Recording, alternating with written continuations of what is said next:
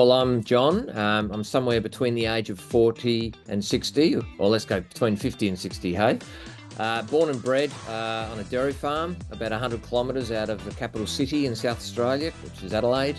Married to Geeta, who is actually born and bred in Malaysia. Moved to Adelaide to study medicine. I wasn't a Christian at that time. I'd walked away from the idea of God and church and, looking for life in other things. I heard, probably for the first time, a simple explanation of the good news of Jesus, and after reading through John's Gospel was just overwhelmed with the truth and the love and the grace of God in Jesus for me, who had died for my sins, given his life to pay the penalty of my sin and how I'd treated God and to reconcile me to God. And then the last 20 plus years, been in full-time Christian ministry.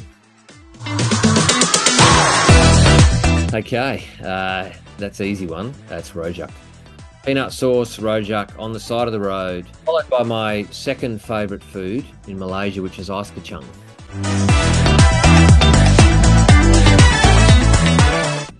One of the interesting things is you read the Bible from cover to cover. So much of the action takes place out in the wilderness, like in the desert. And a lot of it's because God's actually taking his people or his prophet or even his son into the wilderness and to these desert-like places. And it's in these places of, pilgrimage, if you like, that his people, his prophets, and even his son is prepared and grown for the work that God has to do for them, where they learn most wonderfully who their God is, that he's really trustworthy, he really does provide, that his promises are rock solid.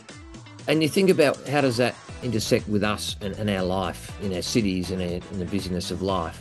Well, just think about, so much of our life is, negotiating loss and love and delight and death, and it's full of the whole array of seasons, and some days can just be plain tough to keep going. And I think I've just come to appreciate that this is how God really grows us toward himself and draws us to himself in these sort of wilderness places, that it's often in the hardest times that we lean most acutely towards God, crying out to God. We're desperate for answers.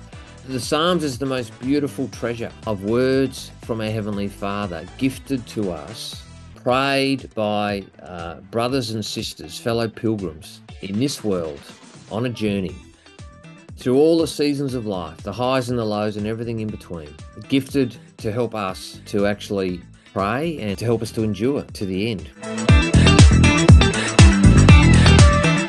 Geeta and I are very much looking forward to being with you all again, and especially away on camp at Port Dickson, I think. And Geeta and I are wanting you all to come first and foremost. We would love it maybe if one or two in the know could help us find the best rojak man in Port Dickson. Okay.